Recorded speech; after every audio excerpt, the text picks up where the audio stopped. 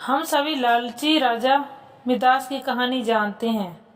उसके पास सोने की कमी नहीं थी, लेकिन सोना जितना बढ़ता वह और अधिक सोना चाहता। उसने सोने को खजाने में जमा कर लिया था और हर रोज उसे गिना करता था। एक दिन जब वह सोना गिन रहा था तो एक अजनबी कहीं से आया और बोला, तुम मुझसे ऐसा कोई वरदान मांग सकते हो जो तुम्हें दुनिया में सबसे ज्यादा खुशी दे। राजा खुश हुआ और उसने कहा, मैं चाहता हूँ कि जिस चीज को मैं छूऊं वह सोना बन जाए। अजनबी ने राजा से पूछा, क्या तुम सचमुच यही चाहते हो?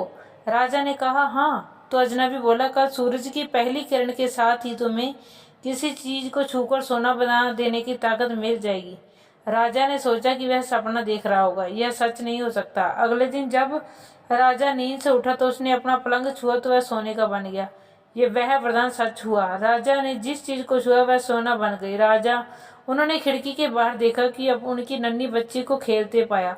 उसने अपनी बिटिया को यह अजूबा दिखाना चाहा और सोचा कि वह खुश होगी, लेकिन बगीचे में जाने से पहले उसने एक किताब पढ़ने की सोची। उसने जैसे ही उस किताब को छुआ वह सोने की बन गई। वह किताब को ना पढ़ सका। फिर वह नाश्ता करने बैठा। जैसे ही उसने फलों और पानी के गिलास को छुआ वह भी सोने की हो गई। उसकी भूख बढ़ने लगी और वह खुद से बोला, मैं सोने को खा नहीं सकता, पी नहीं सकता। ठीक उसी तरह समय उसकी बेटी दौड़ती हुई वहां आई और उसने राजा ने अपनी बेटी को बाहों में भर लिया। वह सोने की मूर्ति बन गई। अब राजा के चेहरे से खुशी गायब हो गई। राजा सर पकड़कर रोने लगा। वह वरदान देने वाले अजनबी फिर आया। उसने राजा से पूछा, क्या वह हर चीज को सोना बना देने की ताकत से खुश है?